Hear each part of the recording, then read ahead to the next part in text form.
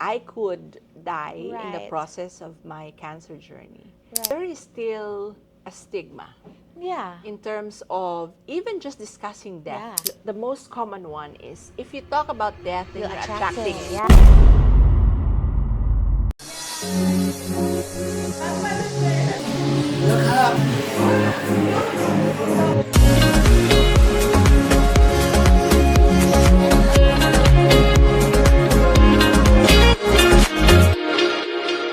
Yay! We're back, and I would like to reintroduce you to our one and only life doula and cancer coach in the Philippines, Miss Charity Maram Basar. Oh, malapit medyo na. sa last. Okay, now, last time we talked about, your journey with my coaching with you. And now, I'm really curious because I'm not in your sessions. So, meron akong FOMO, yung parang, kwento na lang yung napupunta sa akin. So, I really want to know a little bit more about your work, what really happens over there. But first and foremost, what do you tell people you do? Okay. Yeah. One of the things that I learned with my business coach is the power of one. Mm. So I show up Yeah. as a life doula, as a cancer coach, and literally about 80% of my clients are cancer patients. So I always use my brand because it makes for a good start of a conversation, Yeah. especially when I introduce myself. And my immediate circle are doctors, surgeons, oncologists, and then medical oncologists, right? So I introduce myself and I tell them I'm a life doula. Yeah. So naturally, people will ask, Oh. what's a life doula? So I explain to them I'm a cancer coach guiding people who have been diagnosed with cancer or are cancer survivors and their families and help them navigate through the cancer journey. Yeah. So all cancer patients, Right. they're not given something like this and say, yes. this is how you navigate through the Yeah. journey. You do not walk in a medical oncologist clinic and you Right. are given a manual of yeah. how your cancer journey will be. Right. So I journey and literally hold space Yes. for cancer patients. When you say all of these things, do they get it right away, or they're like, I would think that most of the people who reach out to me of course. are those that have been following me for some time. And I get this a lot, Kim. They would say, I've been lurking in your account. Yes. And they just find the right time Right. and would ask me immediately for the price. But we never talk about the price. We try to understand what they need.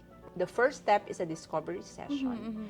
That's when we get to know each other. I get to know what she really needs as a patient. Yeah. But I have clients who are the family members of the patient, especially if the patient is already old. Yeah. So I talk to them about how I journey with the love giver. We call them love giver. A lot of times people who reach out to me are already almost ready to work with me.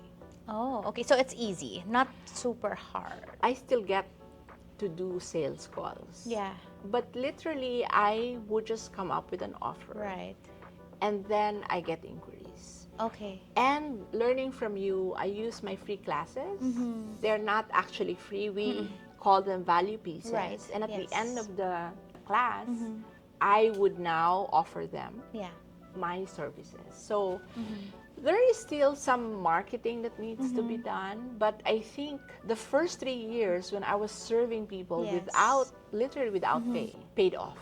Ah. It's paying off. Right. And because I guess you also had a lot of practice. I mean, it's also still very valuable to be able to give your service for free in the beginning. Yes. Because you learn a lot of Yes. things, especially when you actually ask for feedback. Yes. That's the part that I want to tell everyone. If you're going to do it for free, the energy exchange should be feedback. Yes, feedback or testimonial. Correct. Yes. Yeah, yeah. So it's really a value piece. You give something, they give you something. Correct. Yeah.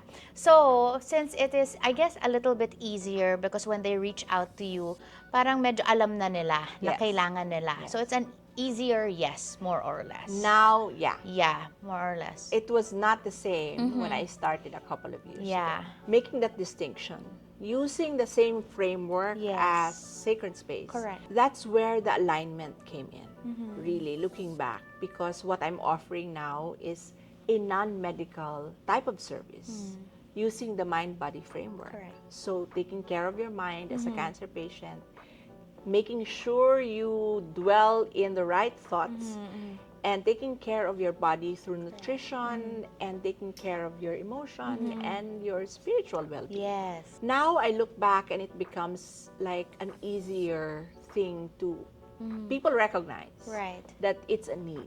The challenging part is the end of life service. Because you and I know that there is still a stigma Yeah. in terms of even just discussing death. Yeah. What more, getting a person to help you die. Yes. Yeah. Literally. What? Yeah. Because an end-of-life doula, there's a lot of us in the world, but I think there's only 2 of us in the country. And one is not even based in the Philippines.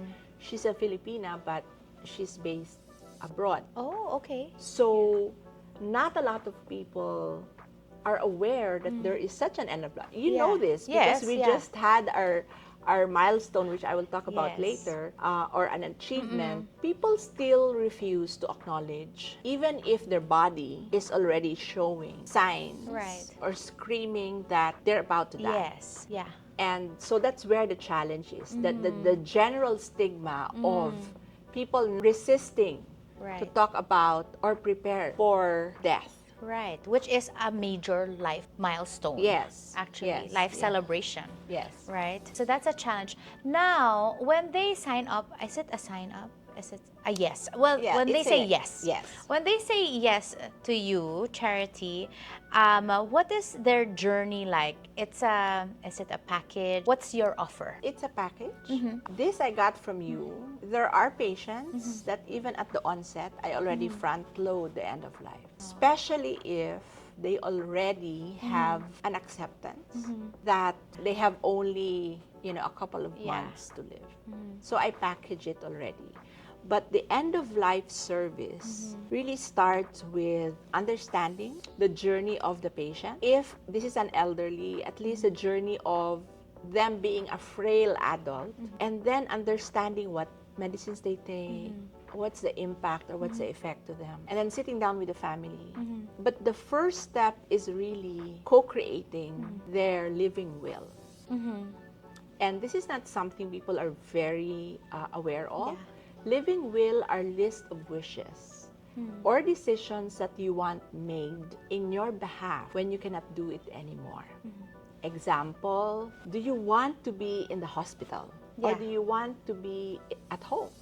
So meaning you set up a home care. Right. That's part of the living will. Or I don't want any more treatments. I just want to do palliative care. That's part of the living. Yeah. So decisions that people don't normally want to make until the Yeah. 11th hour, right? And up to now, like I had a patient last month that a few days before the spouse passed away, the partner was still in total denial. I had to sit down with this person several times Yeah.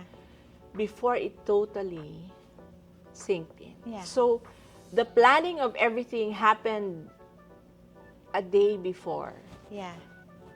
she Wow, passed. yeah. And I mean, listening to that, I don't want that. I don't want that stress of making a decision at the very last minute, right? I'm advocating that we should really be prepared at any time for these decisions to lessen like the stress, the burden. Like you're already losing someone or you're already at the end of your life and you're burdening other people about Actually, it. Kimi, right? that's a good point because the tipping point, if people are not ready, is when I tell them, when you do your end of life plans, you actually unburden your loved ones of making these decisions for you. It's such an emotional process when you make decisions in behalf of your loved one. Do we continue treatment? Do we use artificial medicines to keep the blood pressure up? Knowing fully well that if you take all these medicines out in a couple of days or even hours, the patient will pass away. So unburdening them of those emotional decisions makes it easier for them to decide, okay, I need to plan for my mom or my dad or myself, right? I have also clients, I had clients who were brave enough to really even choose the urn Oh, okay. that, Wow. that their ashes will be in. And this one happened before I met you. We were already working together and but I wasn't charging. And she literally said, I'm going to be out today, but can you check your phone every now and then? Little did I know that she was looking for a columbary for her, Oh, okay. location of her columbary, her urn, and all that stuff. So, and weeks after that, she was bedridden. And when I asked her, why are you doing this? She said, I don't want my family to be burdened with this because I know that my husband won't be able to handle these decisions, and my kids would be very emotional at the time. So she made all the selection of the important things before she started deteriorating. And so you would say end of life coaching would be more challenging than cancer coaching? Yes, yes, because there's a lot of resistance, even the discussion of death itself. People just have a lot of myths that they believe. Like if you talk about the most common one is if you talk about death, then you're attracting it. So they don't. Literally, they would even say, Shh, let's not discuss that. But it's not true. That's not true at all. I mean, just to make sure, because I like talking about it.